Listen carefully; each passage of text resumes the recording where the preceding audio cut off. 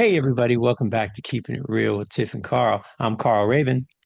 And I am Tiffany Salcido. I don't know why I said it like that, but that's who I am today. Yeah, so just have the long syllables, right? Yes. Just cruising. Yes. Right. I'm looking out The the window, vibes. Tiff. I don't see Uh-huh. sunshine. I don't see sunshine. I see fog.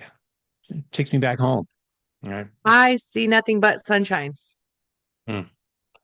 However, however, this was after three solid days of nonstop rain. So much so that our roads were flooded, muddy, terrible. Put my curtain back up. Um, that my house leaks when it rains. So we got back here to some puddles at the doors. One of my runners was a big sponge, soaked up all the water before it got in the house. So uh, it identified an opportunity to do some weatherproofing. So Oh, last night, my husband was up on the roof sweeping water off some puddle where the roof kind of dips in a little bit because the roofs here are flat. So there was a big puddle of water. He's like, let's get this off the roof before it's in the house. And so we have identified an opportunity for some weatherproofing for sure. wow. Because you know that old song, when the roof dips, you dip, we dip, We right? dip. When you dip, we dip. Yeah. Uh, My knees started that's hurting just when you said that out loud. My knees started to feel that because I dipped a lot onto that song. So, whew, yeah. Are you a dancer, Tiff? I've seen not well. I've seen you facilitate dancing, but are you a dancer? Uh, Not well. So funny enough, I have been in a musical and I was one of the ensemble cast. So I danced the whole musical. I used to be a cheerleader and had to learn choreography there. But I would not call myself a dancer at all. And as a matter of fact, I really, really struggle with like dance moves. I overanalyze. So I have to literally be like, some people you put on music, they just feel the music. I'm like, no, one, two, left hand up, three, four. Okay. Like I have to conceptualize it all. So like one of my favorite scenes from TV of all time is the one from Fresh Prince where Aunt Viv goes to that she wants to be a dancer and she goes and she does that dance. Do you know that scene that I'm talking about? Yeah, yeah, The yeah. choreographer comes in and then she just nails it. And I was always like mesmerized. Like, how could you see that one time and be able to mimic the whole thing? I can't even do a two step without going like, okay, right foot first, left foot back. Like I have to talk myself through the whole choreography until I get it. And then once I get it, I can do it. But it takes me a really long time to learn choreography. Beyonce's not inviting me on tour anytime soon, is what I'm telling you. No. Yeah, I mean, But yeah. yeah. Oh, go ahead. No, No, no, no, no. but what? I was just gonna say, I will say though, when I have the liquid courage in me, I forget all about choreography. And apparently, I'm an amazing dancer. I'm not. I'm absolutely not. But I do it more freely when I've been drinking. Yeah, because you don't care if you're a good dancer or not. You're just gonna dance, Right. right? It's just like That's right. karaoke, that liquid courage, right? So Right. but Right. yeah, I always say I'm a close space dancer, right? So like if we're with a bunch of people on the dance floor, I'm much better because I don't have to move my feet, Mm. right? So my feet, I'm very coordinated. I have rhythm with my hands, and I'm a chair dancer. I can chair dance like nobody's business, right? And so, but get me on my feet, moving. If I have to move my feet, I am, very much like you said, step one, step, and I'm thinking about that. I was in a men's group at church I was at, and and just even in the praise and worship team, right? And just moving back and forth. I'm singing the song, but at the same time, I'm counting my steps, and people could tell, right? I mean, just it's kind of robotic, but I have to be up on stage for, I was on stage for 4 hours Saturday night with, we had a gig, and I just I move my, like I said, I'll move my hips, my knees. Just you get me start moving my feet, it gets a little dangerous. So I have some things that keep me occupied, so I'm not feeling so self-conscious about not dancing because my the other vocalist on our she's dancing and jumping around and and doing all this stuff. And so I have a tambourine. And a lot of people say, "Oh, you're like I like your tambourine." Some people say you play your tambourine too much, but it's really a prop just to keep me busy, Yeah. keep me because I have my rhythm and I can do that. And so it keeps me from having to do other things while I'm up there, other than just standing there like this. So, um, and we have a percussionist in the group, and he plays the congas and he plays the tambourine and all this other. He keeps trying to show me stuff, and I'm just like, man, I okay, cool, yeah, all these things are cool, but what I'm really trying to do is just, keep myself busy so I don't look like a fool up here while somebody else is doing something else. And people, wow, you're so much fun on stage because I turn around, I look at the band, I look at the keyboard player, I look at the guitar player, I lean into them, right? And I'll do all that so I don't have to stand there and think about how am I going to show somebody I'm dancing, right? And Yeah. I'm getting super vulnerable here, y'all. So if Yeah. you were at Sackyard on Saturday night and you saw me grooving, just know it's totally calculated. It's completely calculated, just so you don't have to see my bad dance moves. Mm. Well, thank you for your service. Thank you for your Yeah, service. absolutely. I mean, the two things I learned to do Soul Train dance for my wedding, and I learned the kid and play. And I do know how to do the kid and play. yeah, I so actually can. Even this little spin in the middle, yeah, absolutely do the kid and play for sure. I don't think I could have My got on. I don't think I could have gone on the subway in San Francisco if I did not know the kid and play as a kid. So I think that's just a Yeah. one of them things. So My middle son, he's a dancer. He's an artist in all forms. So he paints and he colors and draws and sketches, but he also dances. And his dance of choice is he shuffles. He's a rave kid. So that kid can freaking shuffle, let me tell you. yeah, And shuffling is like I used to be able to do the running man. I don't think I could do it now. I'd have to really like figure that out. I bet you I yeah, could do it. But he shuffles. I mean, it's just he's so light on his feet. And he the way he moves. We used to joke around like we had a dance move that we do at our house. Well, first of all, I can robot like nobody's business. That one, you know that song, Aha, the Take on Me? yeah, Yeah, that's our we call that the family robot song. So when my kids were little, when it would come on, there's a part where everybody would have to robot in the car, in the grocery store, whatever. We heard it. And so even now my kids are older, like, oh, the family robot song's on. But we used to do this dance move called the sprinkler. I can't do it here sitting down, but basically, well, you would think, right? That's how normal people do the sprinkler. But what we do is we lift our whole leg up and point our toe, and we do that with our leg. I don't know how it started or when we started doing it. We're like, go do the sprinkler. And so someone will lift their leg, point their toes, and kick. It's yeah. it's the most ridiculous thing, but that's some of the dance moves we're famous for in our family. Wow. I can't do the running man, but I could sprinkler. I can do the sprinkler. Well, It's ridiculous. hey, I hear you. That's why I'm grateful to be able to be artistic with my voice, right? So that's Me, that's pretty much the most artistic piece. I can't move my feet. Don't ask me to draw anything and expect to understand what it looks like, right? right. Painting a picture, I can color within the lines, I can trace, I can do all those wonderful things. But if you ask me to be creative, one place I can be creative is with my voice. Um, but just yeah, just thinking about that, getting into those things that we're grateful for. I mean, this is the season for uh 'Tis the season. Thanksgiving. I know you said, you did your Friendsgiving and things like that. And we're having family. Actually, my stepdaughters are coming in from Atlanta today, so we're gonna have family in all week. And we ended up with two turkeys. Nice. I I saw an ad or grocery outlet sent me a notification, right? That if you spend $50, you get a turkey for 5.99. And so I told my wife, and she said, "Oh, I got the turkey." I said, "Yeah." She goes, "But I already bought one before." I said, "Then why'd you get this one?" "I don't know. We have two turkeys, so we'll cook that." I'm like, "Okay." And we have a ham.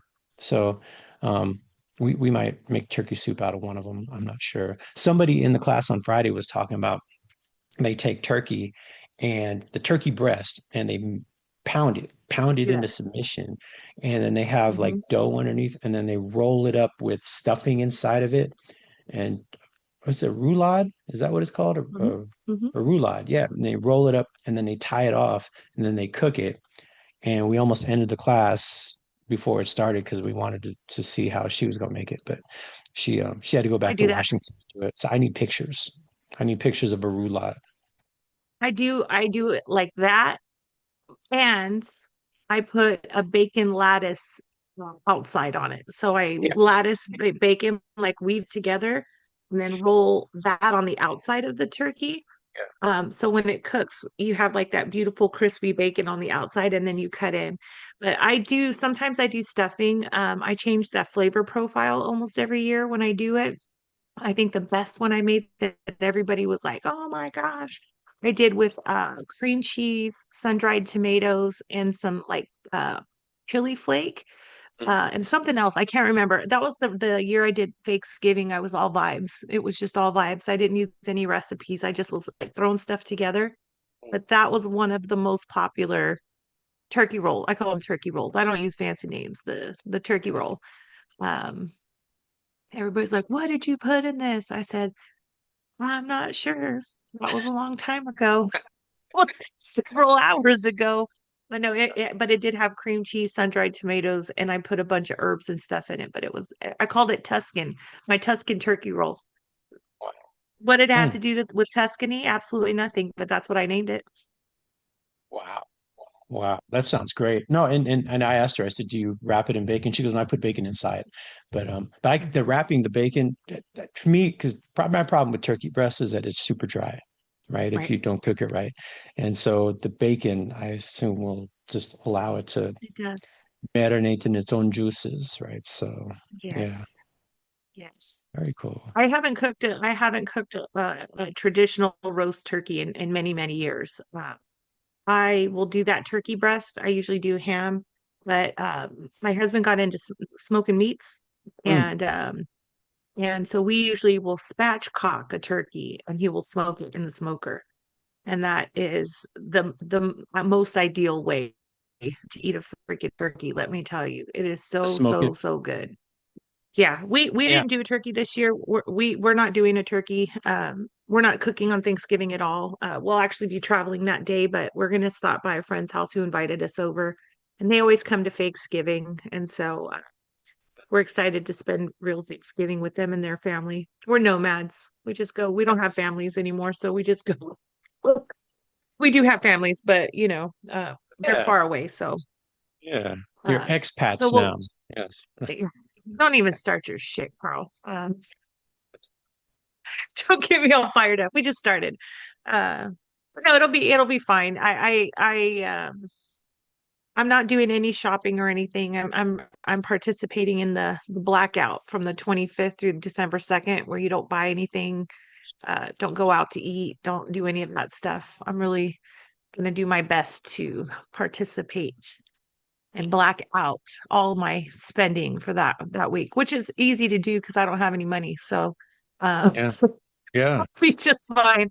Oh, I don't have any money to spend, so I've got so many projects that I have coming up, like spend money projects, like building a garage and wanting to do all these little improvements. I'm having some cabinets and some shelving put in. All of that costs money, so I'm trying to not spend in other places. Yeah, yeah, me too. And I'd like to participate in the blackout just because I don't like to spend money, but it's because I'm a Right.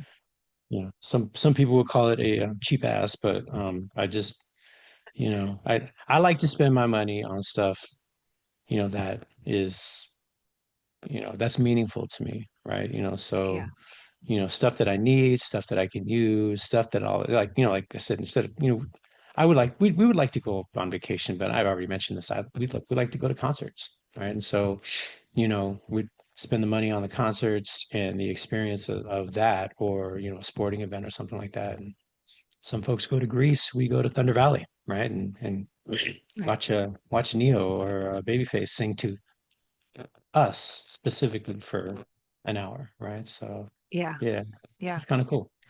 But just like I said, I around do. Yeah. Thanksgiving, that Mhm. question of the week is what are you thankful for, Tiff? What is it that you're thankful for? Oh, so many things. I am grateful, of course, for my family.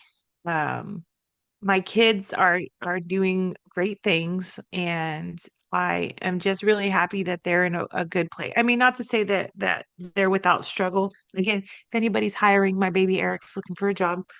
Um, so I can't say that, but I'm thankful that they're good people and they're doing good things, and that makes me happy. You know, I'm always going to be grateful for Mr. Salcedo. Always, he does so many things that make my life easy, and I'm grateful that I get partnered up with someone I would definitely consider my best friend, and um, I just really enjoy this life we have together. So I'm always grateful for that. And of course, my baby Dodger. Oh, my dog. I just love my dog so much. He pisses me off. I want to choke slap him almost every single day. I don't know how to describe it. He's the most spoiled dog in the whole wide universe.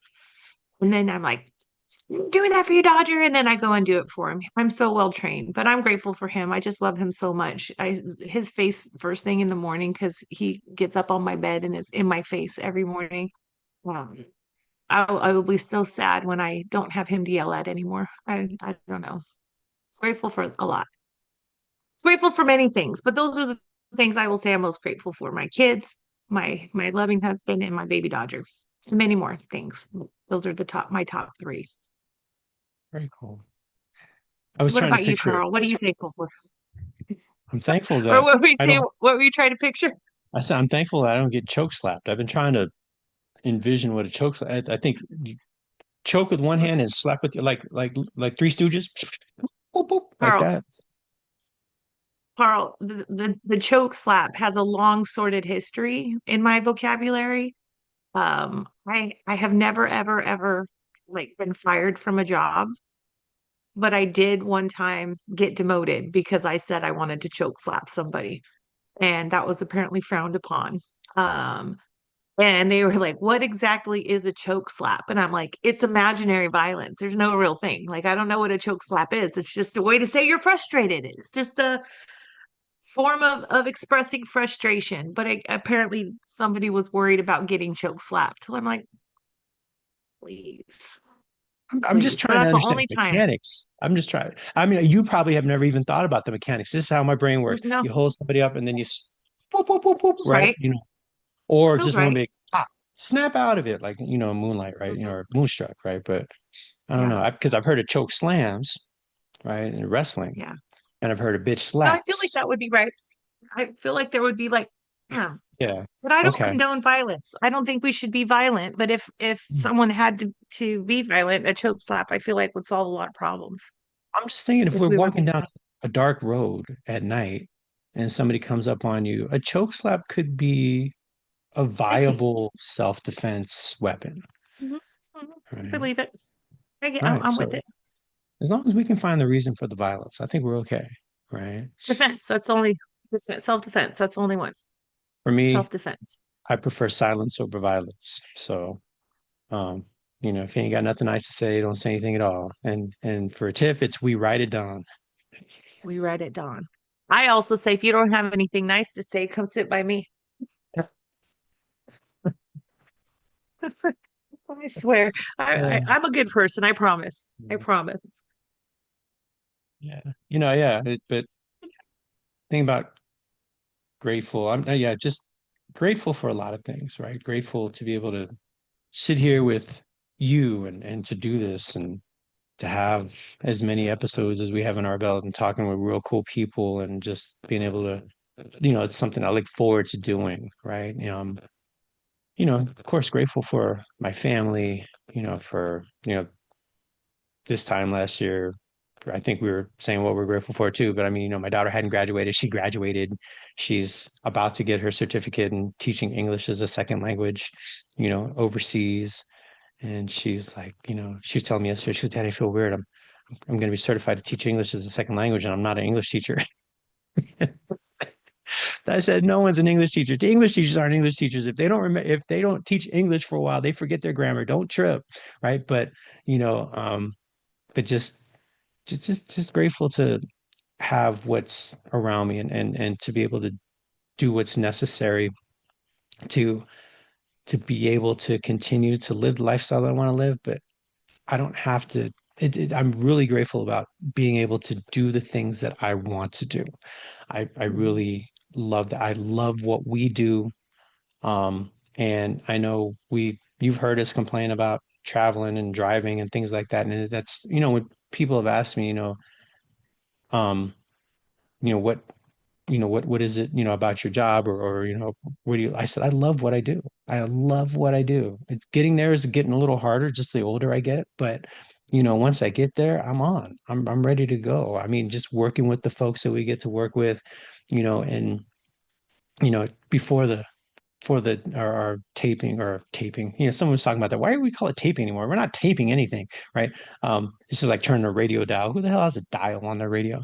But um, you were talking about, just having this conversation with folks from, different areas of the world. And I was just like, yeah, that would be awesome. But I really enjoy working with folks, with six folks in Inyo County, spending a day with Mhm. them, right? Or, in Tulare and just going to Visalia or to Crescent City, right? And you just working with those folks and having those types of conversations that are meaningful to them, right? And it's something that I feel like I'll never not be appreciative of. Um, Mhm. that's something I said as well. People don't always know what they don't know.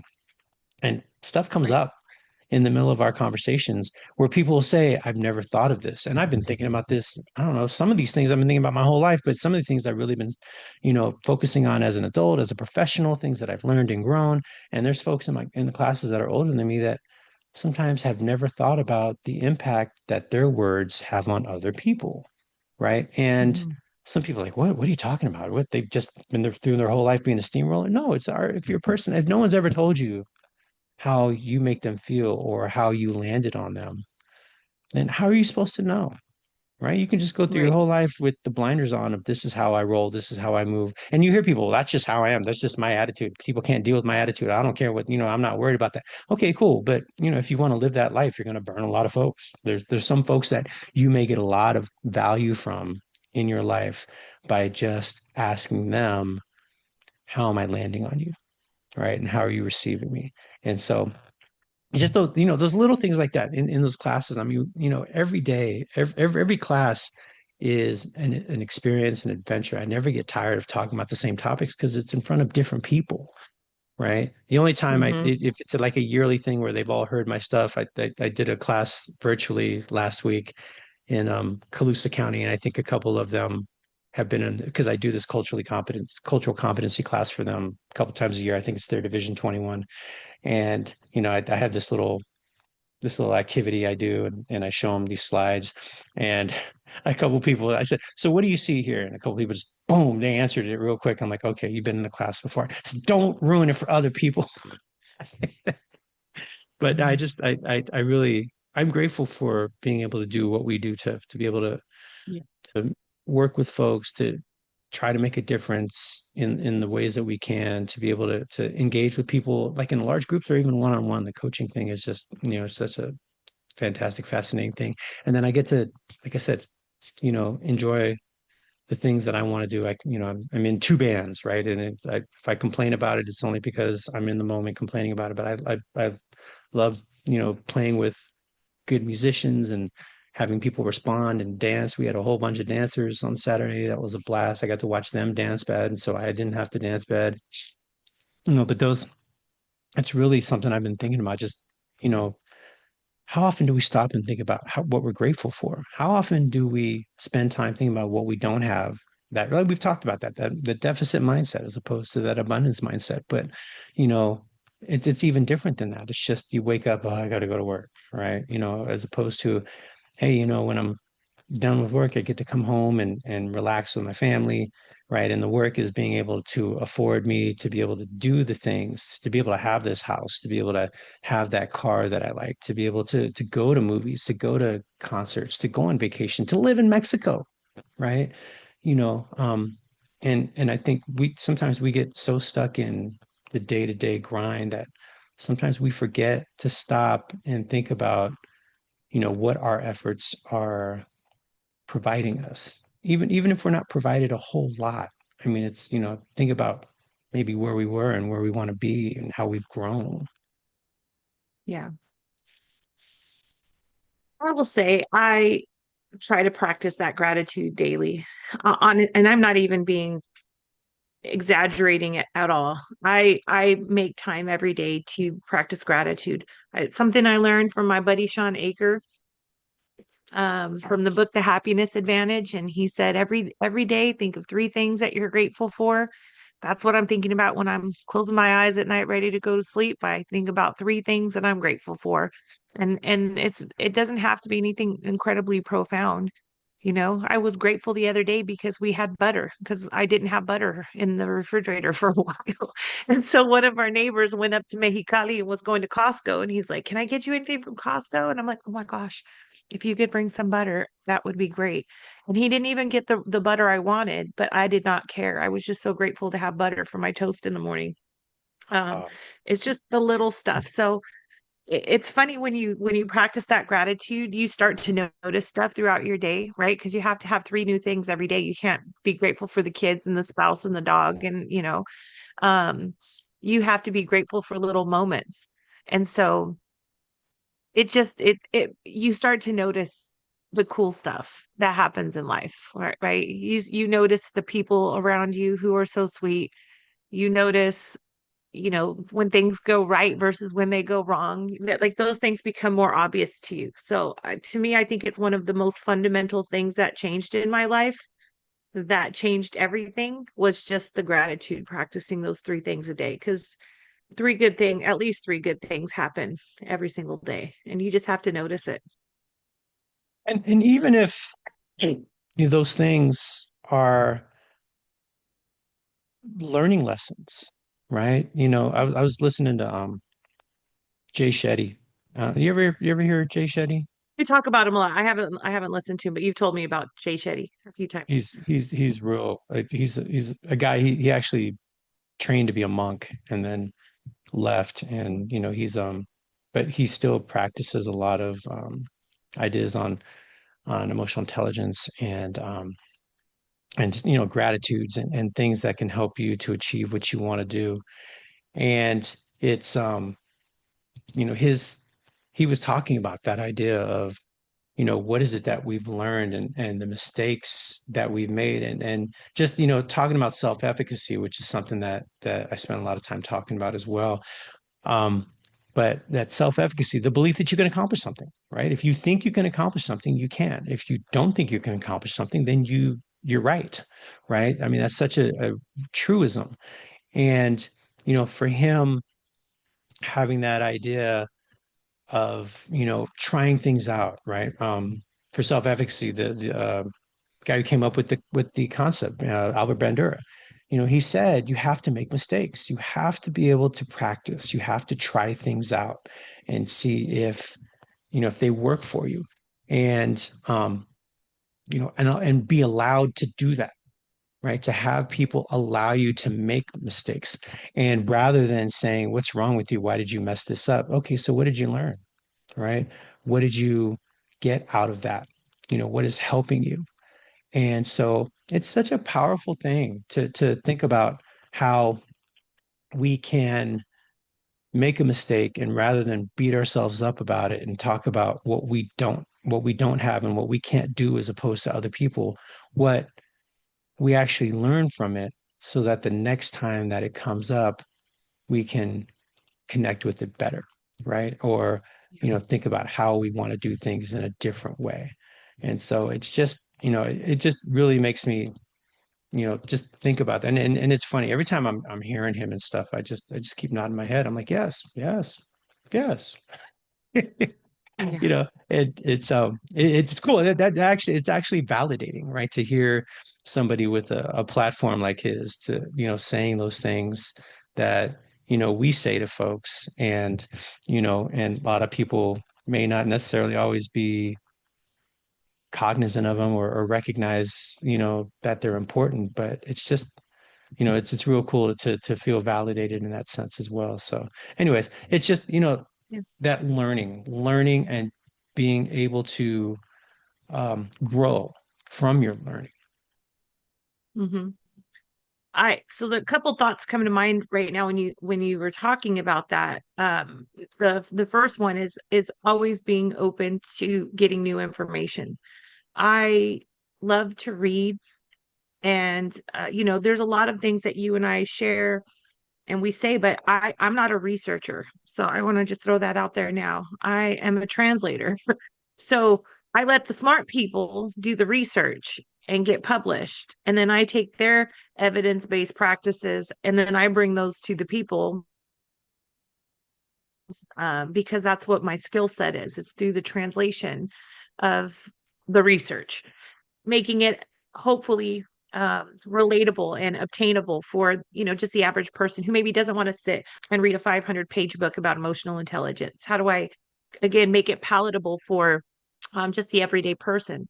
And so I try to be very conscientious of not just like do this or do that. I want it to be based in there's evidence that this works. And I also am a huge advocate for, I practice what I preach. So if I'm sharing a tool with you, or if I'm sharing a process or something, it's because I've vetted it and I've tried it and it worked for me. It may not work for you, but at least I can tell you that there's some validity. Well, I wouldn't share anything with anyone that I wouldn't do myself. So that's like part of, I guess, my personal integrity. I don't want to share something if it may not have value. The second the second thing that I was thinking about here is this idea of having reflective practice. And so one of my processes that I go through at the end of anything I do, whether it be a workshop, if we record a podcast, if I'm doing development, whatever it is, I always have a bit of a reflective practice in the sense that I ask myself, what went well that I would do again, right? So what worked for me this time that I would do again? And what would I do differently next time? So what didn't work as well as I intended, and how would I do it differently next time? And so having that like in very intentional reflective practice after anything I do helps me continuously grow. And then I can acknowledge what I do well, because that's I think something that we miss often. And I'm saying we as a people, we just expect ourselves to be on point all the time. So when we do it right, we don't usually give it a second thought. And I think we should give it a second thought and a third thought to give ourselves that confidence, like, oh, this went really well. I can acknowledge it without being conceited. I can acknowledge it without being arrogant that something I did went well. Yeah. But with that on the flip side of that coin, it makes it a lot easier for you to be able to acknowledge and grow from the things that don't go so well, because you know that that's not the only thing. Like, not everything went bad. Some things maybe didn't work out, but not everything was bad. Yeah. And it gives you a little bit more space to own it, fix it, do better next time. Again, it doesn't have it to do anything with what we do, but just in life. What went well? Thanksgiving. When you cook your big meal, what came out well that you would do again? What would you do differently next time? And I just, to me, I'm always looking to improve, but I can still acknowledge that I got some stuff down. Yeah. I still nailed it, most of it, but I would do this better.